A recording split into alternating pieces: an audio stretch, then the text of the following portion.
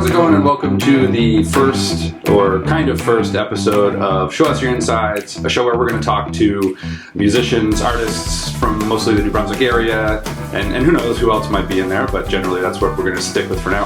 I'm Joel Manchester. I'm a musician, I'm a creative.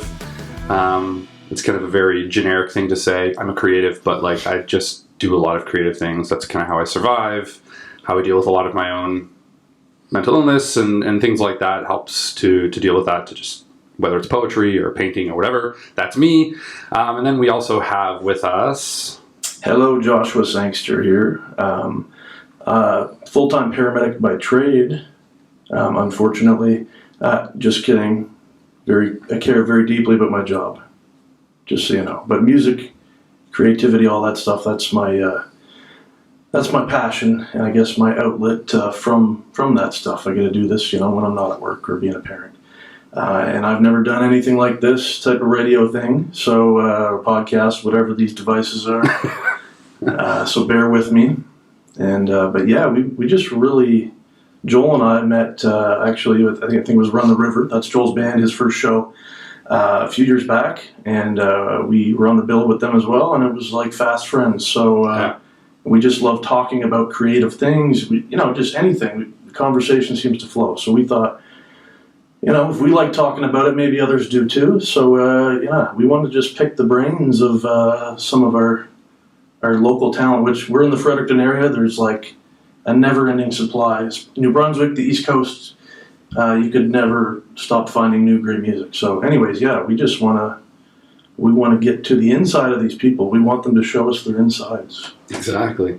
Yeah, I think that was kind of a name that came up that was just, that's what it's about, because every time we talk, we would often end up talking for 3 hours or something about just like something creative, like what project are you working on, or how you feeling about this, or just whatever. Yeah. And it's just kind of a reveal of, sometimes when you're with someone that you connect with, and then some vulnerability too, so we're not, no pressure, Richie, but just to get into that process, people's process, and what makes them tick, as people say. So that brings us to, I don't know if we need to do any more intro stuff. Again, we are kind of figuring this out as we go. This is our first episode, but maybe I should say too, we kind of had a first episode, and it was with Richie as well, but we decided to roll it back, do it again, because we just wanted to figure things out a little bit more.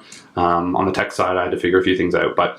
So Richie was nice enough to come sit down and talk to us again. Yeah, no problem. And so tell us a little bit about, we could get into some details about who you are, but why don't you tell us who you are, tell us what you do. And Well, I'm Richie Young, a local Fredericton musician here. I play mostly rock, a little bit of blues and stuff like that. One-man band style there with my own drum kit that I built myself, and electric guitar, harmonicas, sing all at the same time. Yeah. How long have you been doing that for? About 8 years. Wow. Yeah. And full disclosure, we both know Richie a bit. It's a small community. Yeah. We're going to know a lot of the musicians, but, we're definitely going to do our best to mix it up and let you hear voices of different people that maybe you don't normally get to hear. But we're lucky to have somebody we're comfortable with, like Richie, to help us out on our first run at it. So we appreciate you being here, man. We thanks. really do. Yeah. Thanks, man. Yeah, so last we talked, I see you around, like Josh said, we all kind of see each other around in the music scene from time to time, but everyone's doing their own thing, and we don't always get into details on what people's musical endeavors are at that given moment. When we talked to you last, though, you had just released a single, and you were back from a tour. Yeah. But I feel like you're always kind of somewhere. Yeah, you're always going somewhere playing shows. But let's talk a little bit about that. So you had released a single called Ragtags, which was a great song, and actually some other people had worked with you on it. I think maybe Josh worked a little bit on that one. Well, now that you bring it up. You're involved in that project a bit. There's a part that's like, that's me. Yeah, so go listen. Well, go listen to Ragtags, but then listen for Josh doing the high-pitched part, I guess. Yeah. So, how was that released? How did that go? How was it received? Really well received, actually. Great view count on YouTube and that kind of thing. And lots of people are really enjoying actually asking for that song at shows now, which is awesome, which is really what I like to see. That's so cool. Yeah, and since then, I released another video just actually the other day. It's called "To a Crawl" on YouTube, but it's done with more acoustic. I did it on acoustic guitar and suitcase drum kit. I built myself. Yeah. Yeah. I just saw that. I saw the To a Crawl video. I thought that was awesome. You always have this way of doing. Well, first of all, you're like super authentic. Probably like the most authentic person that I've run into in the music scene here. Like just the most authentic dude. I don't know, like where you can talk about that video and how like somehow it came across, because I read some comments and people were like, "Man, this is like I just feel like it was a time machine. Like I'm watching." Like, how do you? Is that just natural for you, or completely natural? Actually, like I mean, I don't know. Like I grew up listening to a lot of rock and roll, but a lot of other different stuff too, like punk and metal and all that kind of stuff when I was younger. And actually, as I got older, though, I started appreciating the more rock and roll stuff, and I don't know, just started kind of falling into writing that kind of material. Yeah. Well, it definitely seems to suit, and every time I see you too, I always comment on like how good you're looking.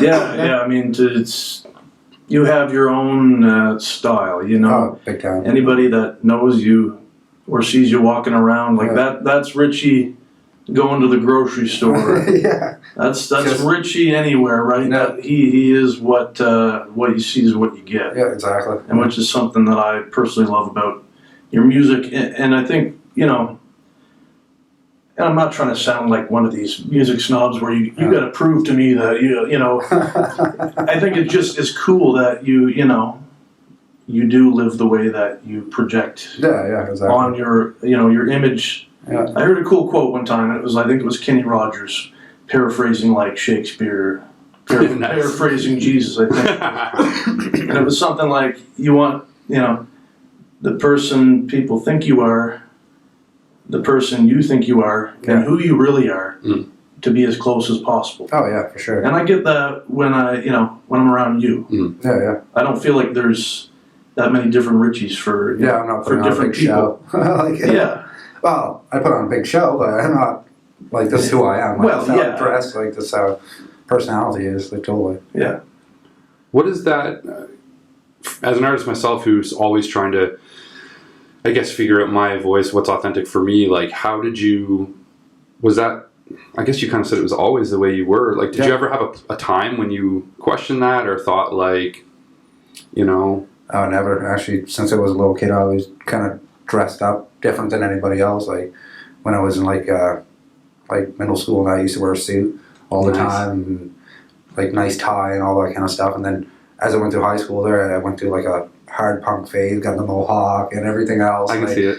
Yeah, and then as I got in my 20s, I started to dress more like 70s style in that way, or really like flamboyant kind of clothes. Yeah. Well, I know, like we were talking about the outfit you're wearing. You said you sewed on the. So where'd you get that? So you kind of create some of your outfits a little bit yourself. Yeah, actually, I mean, it was just my brother gave me a coat. I was like, it's kind of plain looking, so I actually just went to Fabricville and got the lining there and sewed it all myself. I love that. Yeah. I think so. I kind of want to talk about how that parallels with your music, because, but before that, just like I find. Like if I go out and look for something like flamboyant, there's not a lot of flamboyant clothes out there. Oh no, you gotta really search. You gotta really search, and I think it's because the general population, and I think probably part of what we'll do in the podcast is talk a little bit about like some of the philosophical concepts and ideas. And for me, it's that people do tend to all want to look the same. So because I think people are afraid to stand out, because what if that draws like negative attention? Yeah, exactly. Do you said you did it when you were in school? Like, do you have like something that you think sparked that ability for you to just not care about, or maybe it's that you do care more and you want to like express yourself more. No one ever like disrespect me because how I dress different and stuff like that. You know what I mean? So I've always had like, even in high school and stuff like that, I always had tons of friends, even though I dressed different. Yeah, like no one seemed to really care about that. My personality was still the same. Like of course, yeah. I think that shines through. I think people at times will scoff at people that are not afraid to take some risks. And, in high school myself, I think, and I knew Richie a little bit in high school, and I think I was always in awe of people like you who were just not afraid to really express themselves and be who they were. Because I personally was, I felt like I really had to, put my best on or whatever. You know what I'm saying? I cared a little too much, so I always respected that. Yeah. And people listening, you're like, what are you guys talking about fashion so much? There's no, I think for a lot of people, and I would say all of us, there's kind of it's hard to separate because it's all forms of self-expression. Oh, right? for sure. Yeah. And it's kind of, your music is, is a lens for people, I suppose, like the way you present yourself is too. Exactly. And I know for me personally, it can give me a little bit of extra confidence to go on a stage, almost like war paint in a way. Yeah, exactly. Was it ever a mechanism like that for you, or was it just you didn't think really. that much about it? I didn't really think that much about it because I mean, like as I said, I've been like kind of dressing up for years. Kind of thing. I've always had the look and all that kind of thing. Even my children, they're like, "What are you wearing, Dad?" Like sometimes, but like I never really had that problem. Cool, man. Yeah. But you're just effortlessly cool. Yeah. We're just a couple of, we're neurotic, I guess, Well, and I think when people, especially in the creative world, like have a voice and are authentic and that ends up kind of standing out and giving people, like a role model type situation where it's like, you do what you want. And it seems like it's for the purest reasons. And so good for you for doing that. That's awesome. I look into like the old musicians too. At one point, like it was a thing when you played on stage, you dressed up for it. You know what I mean? Like for sure. You had to have this look, or no one's gonna care about the guy out there with jeans and a t-shirt on. Like, old baseball cap that went for years. And that's the whole side of it. Those whippersnappers couldn't even put the effort to dress nicely. So musically, because we've talked a lot about your fashion. I want to get into you just put out this song "To a Crawl." Can you tell me a little bit about because that seems like a pretty. I think I heard a lyric that was like, "When you see me crawl or watch me crawl." Watch me crawl. Watch me crawl. Like that's a pretty. Well, I don't know what is that from? Is crawling can represent several things, I guess. Actually, it was just I don't know if you ever watched the movie Blazing Saddle.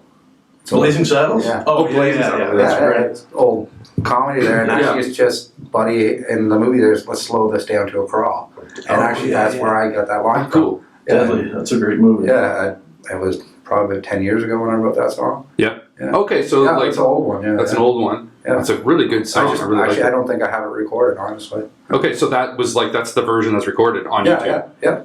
Well, it sounded great, that version too. I mean, it was just done with the phone. That's an interesting thing to look at. Like, so for you could say that's a 10-year-old song. Yeah. I guess going to songwriting processes and all that. Me and Joel love to talk about what is your process on writing a song. Where your lyrics come from. So for me that's interesting. You had a song written.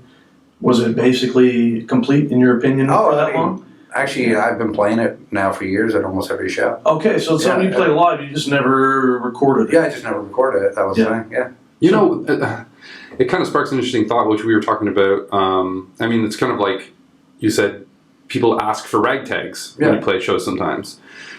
And it's funny as an artist, like you don't have that perspective on, like all your songs are in your head and you play them. And so you probably, like for me, I know like you play a song and you're like, people have heard it. But until a song is like somewhere, it's somewhere that they can access it on their own time.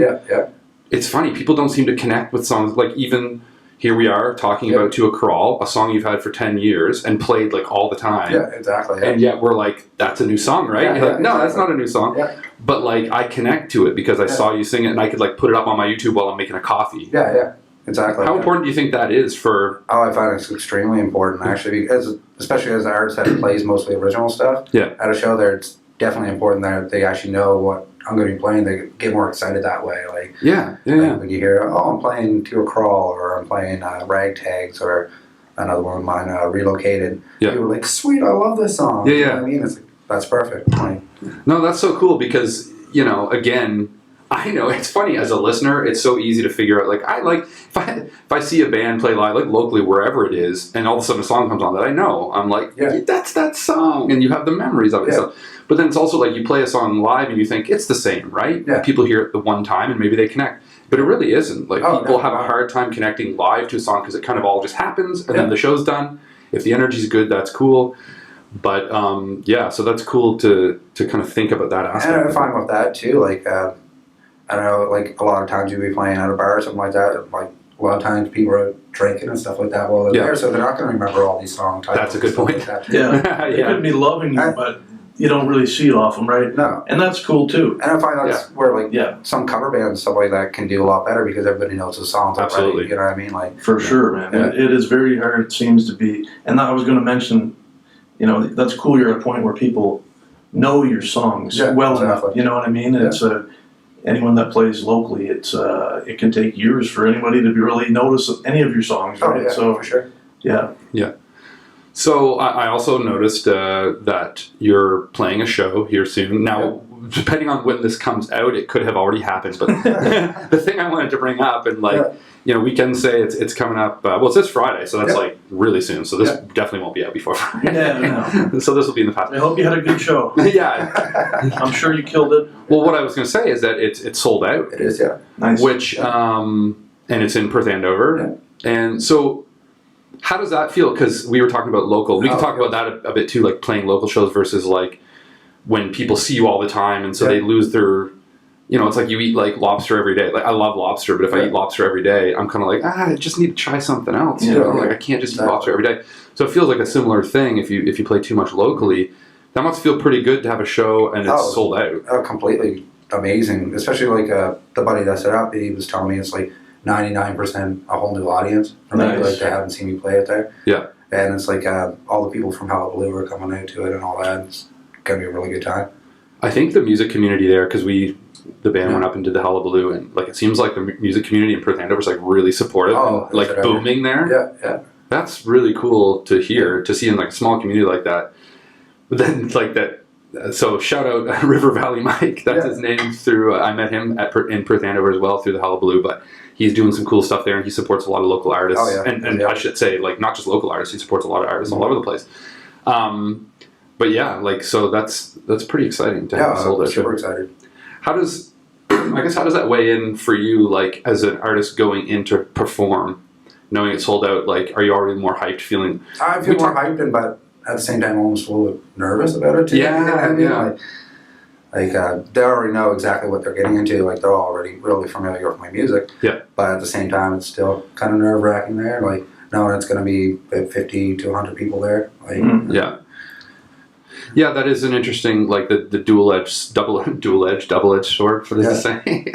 But it's like, you know, you want that attention, but then sometimes when the attention comes, it's like it then puts that pressure a little bit. But I think considering how authentic you are, you're probably just going to go rock it anyway. Oh, for sure. Yeah. Well, that's and that's you know, like if you're playing at like a battle of bands or something like that. Like it's the same kind of thing. You get that pressure, but I don't know. You still good stress a little bit. Yeah, sometimes. exactly. Yeah.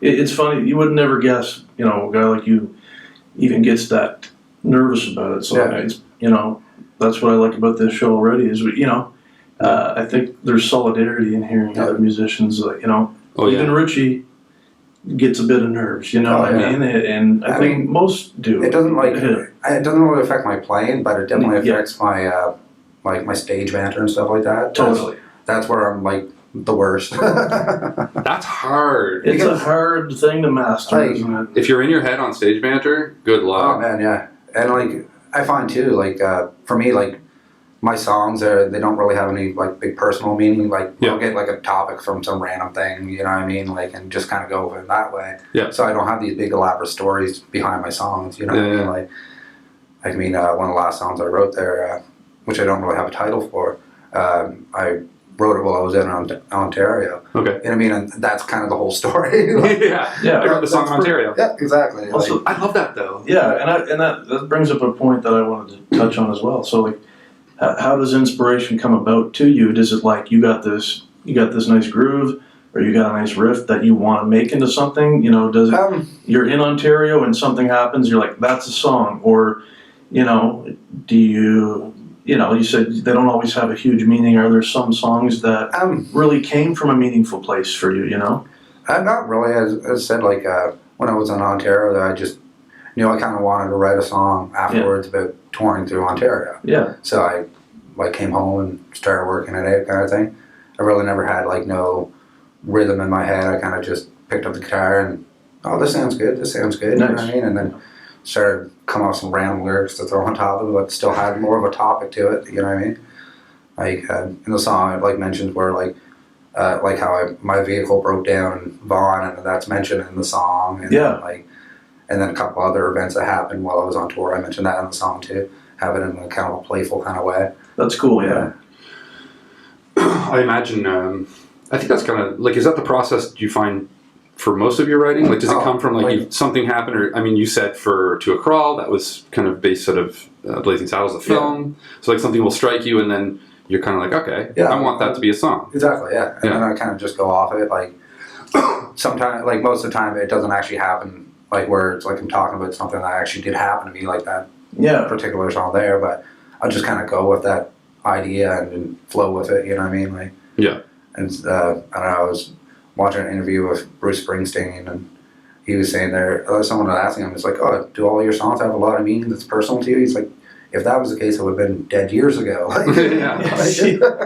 Yeah, that's right. I remember him saying, you know, I'm writing songs about things that I didn't even do, and people connected. And I think there's definitely, I know there's so many different ways to write songs, and so many different ways to approach it. And I thank you for being honest about it. You know, some people I think want to, you know, add a meaning to a song or something after because well maybe people are like, this doesn't have some sort of life-shattering depth to it. Yeah. I'm not going to waste my time. Like, you know, that's not real life. Yeah, exactly. Sometimes you are just, you know, you get stuck in traffic, or and it's. I think it's a real gift to be able to like make something very normal and maybe even mundane at times to, you know, turn it into something more where people can connect to. Yeah, you know, turn it into a story. It's you know, I think that's a lot of great stories come from humble occurrences, and you know.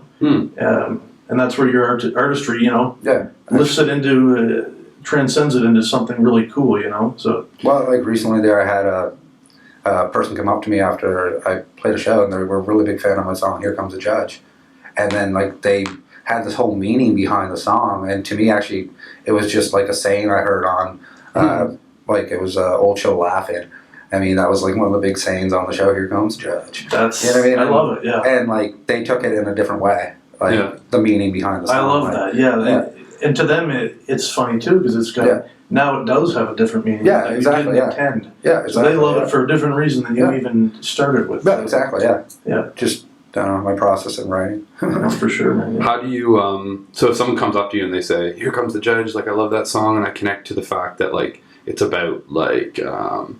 You know, if you're a gardener and like then someone judges your carrots, like and do you say to them that's not what it's about, or do you say actually, no. I kind of agree with them because like I mean, like their points usually are really valid kind of thing. Like it actually is right on the nose. They're actually in no intentions of making it sound that way, but that's just how it came in. Yeah, I think that's an interesting thing about art is like, you know, there's kind of you can create something for yourself because you just want to like create it because you just feel like you need to.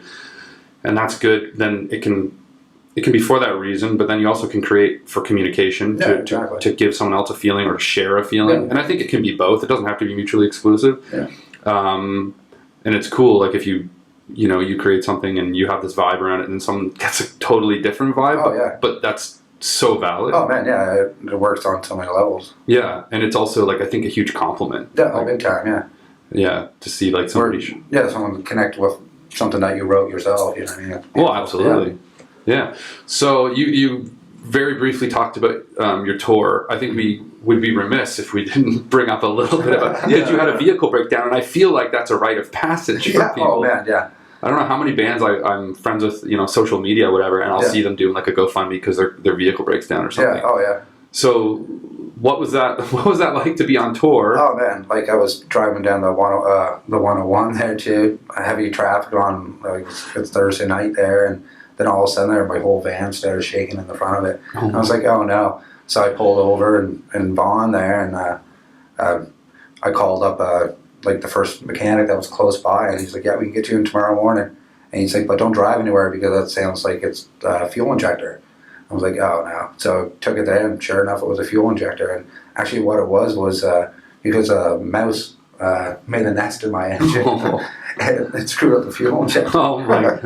And I feel like that's a rite of passage if you live in like in Fredericton, because you know, the facade of being a city, but the woods are just creeping around. Oh yeah, for sure. Well, we were just talking about raccoons living under your deck or near your house. Yeah, family raccoons right behind my house there. Yeah, and they come by every day. Don't let them near your fuel injector. It's funny too. Our cats will just sit on the deck and watch them. Yeah, like they don't mess with them because they're raccoons. They're hefty. Those I've seen raccoons that are huge before. Oh, these ones are like big guy. Yeah. Posable thumbs, like. Oh, they'll grab you by the neck. Oh yeah. Give me your garbage. Yeah. So, but overall, like the takeaways from the tour, like it was a great time, and like I'm definitely going to do again next year there. But I'm going to go in June next year instead of May. Yep. Yeah, just better weather, kind of thing, and more people out of more college kids out of school, and like you get better turnouts. Yeah. How many I feel like watching your social media, like I always see shows. I don't feel like I ever just see like one Richie Young show. I feel like it's always like a slew of them. Yeah. Like it's always like I'm going on like 5 or 6 shows. Yeah. How many shows per year would you say you do? I don't know, between probably 100 and like 200 shows a year. That's awesome. Yeah. I love that. With you have a partner, you have kids. Yeah. Let's throw that in the mix too, right? Yeah, exactly. You know, you're not that's daunting for even a full-time anyone musician. 200 shows in a year. Yeah. Is that just part of you? I mean, is that because I don't know. that's part of your bread and butter? You need that income, or is it it's a mixture of both? Yeah. Okay.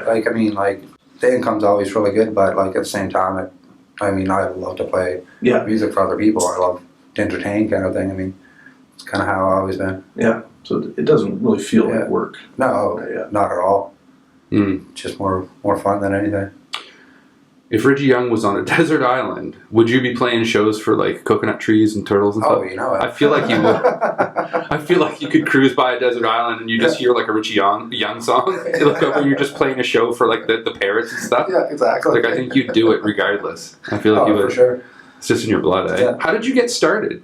I got started playing guitar in high school, and then it wasn't until like my mid-20s that's when I decided it's like I don't want to work this crappy job anymore, and I started playing more music live. But that's at the same time I started learning how to play harmonica and learning actually how to sing properly and stuff like that too. Like I kind of just went out and tried my best, and here I am now. Yeah. So you put the work in too, though, because I think I talked to you about a show that I had caught that you were doing, and you did you did bring this up, but I'm going to bring it up again, that you basically do a one-man show in general, play the kick drum, harmonica, guitar, are there other things involved? You do singing. And singing. Yeah. Keyboards, I've seen keyboards over the years. Thrown keyboards in there. Did you ever have any sort of snare sound that you throw? Yeah, I have drum on one foot, snare on the other. Exactly, that's what I was, so you do the kick, the snare, guitar, harmonica, sing. Yeah. And that's, like some people would just do that, even not have good songs, but they would just do that to get attention, because they'd just be like, look at me, I'm playing several things. Yeah. But you do that, you also write original songs and perform them. But there was a particular song you were performing where I was trying to follow. It's like, okay, the kick's snare pattern with your vocal was kind of like an offbeat or something with the way you were singing. I was like, man, like it'd be so easy to mess that up live. Oh, yeah. But you were locked in, because that's the thing. Like, that's what song? Pegasus Project. I think that's one you're talking about. Probably, yeah. Because it has like a delay. Yes, that was it, and you had to. That's exactly it. And in order to make it work, you have to be playing with the delay so that it catches the kick when it comes back again. Exactly. Yeah. Which, like, anyone who's done musical stuff knows, like, that's a challenge. Even just. So I kind of was like, are you like a prodigy? You must be like kind of maybe borderline. But you were like, you also put in a ton of work to do that. Oh yeah, like tons of practice. But I mean, even when I was doing like more bluesy stuff on acoustic guitar, I'd write songs where I'd use like have the drop D down, and so I could do kind of like a drone note kind of thing. Okay. Yeah, and just play along with that kind of thing. That we have like more of a fuller sound. Yeah. So was it like a necessity in ways? Was it just you're like, hey, I don't have time to wait for anybody to back me up. I'm doing it. Or like, Me, it was actually like before COVID hit there, I was playing with another musician here in town, Glenn Love. Yeah. And we were doing a whole bunch of shows together, but then COVID hit and couldn't really jam with anybody anymore. So I was like, well, I got to figure out something or like I just don't like that, just a one guy and guitar kind of sound. Yeah. And I mean, so I developed a one-man band and switched from acoustic to electric, and here we are now. So that, like, your tone, your sound, like, that wasn't really something you were like, I'm going to sound like this. Was that just kind of how it naturally occurred? You were like, I like this tone. I like this. You know what I mean? Completely. Like, I mean, when I first got into the idea, like, I checked out the artist Shaky Grays.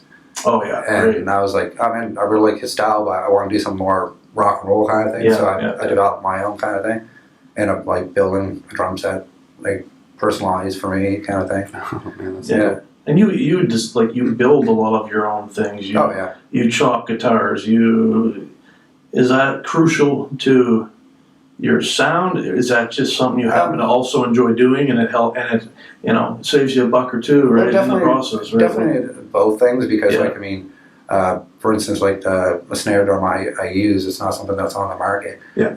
You have to actually make it yourself. I mean, I do believe there is one out there, but it's like $3,000 or something crazy like that. You know what I mean? I was like, I can make that.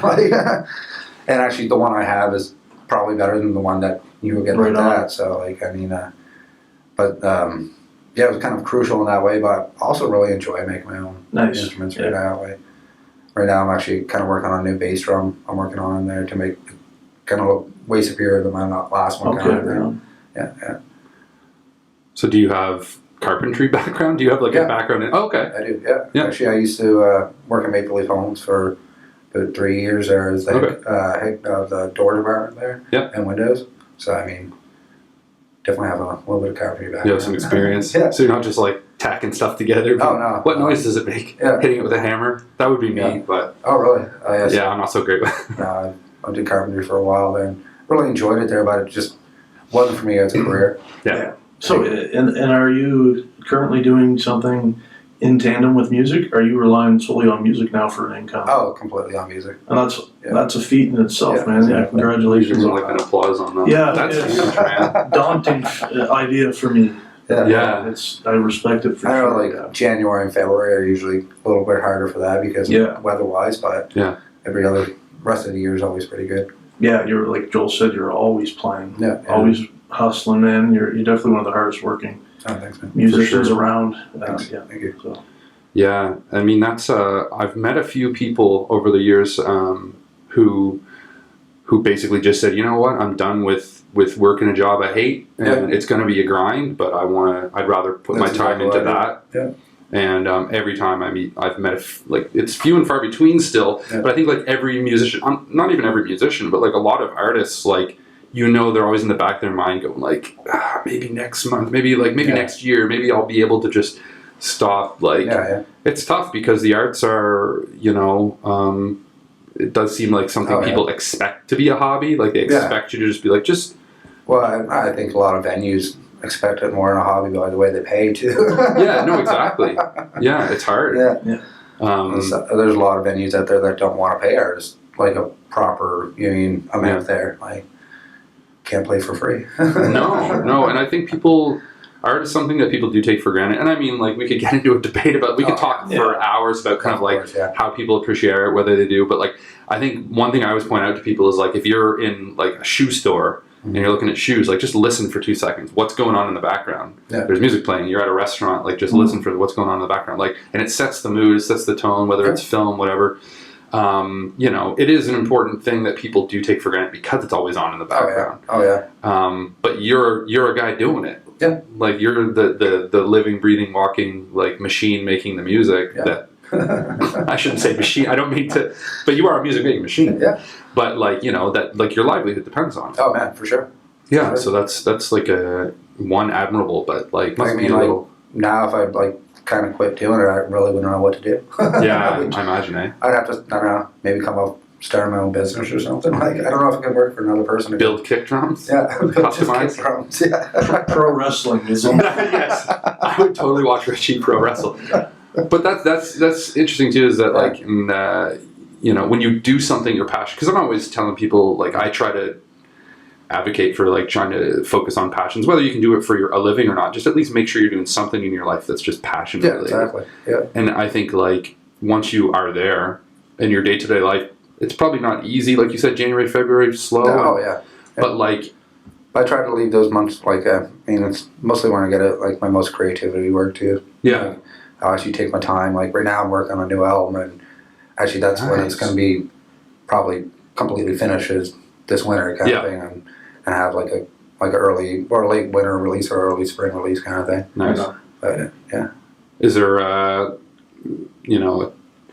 theme of the album? Are you just starting to throw stuff together? You got, like, a title? I don't even have a title or even any art or anything done yet. It's actually just kind of like getting it all together and making it sound really good. I want this to be kind of my, like, best foot forward for anything I've ever recorded.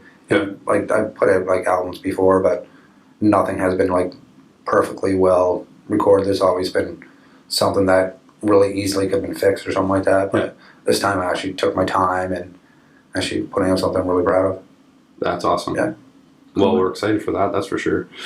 And so, I don't know, like, we've covered some stuff. We've talked about a few different concepts. We don't want to, like, take up too much of your time. And but do you have anything that we haven't talked about? Something you wanted to share about, or shout outs you wanted to make, or?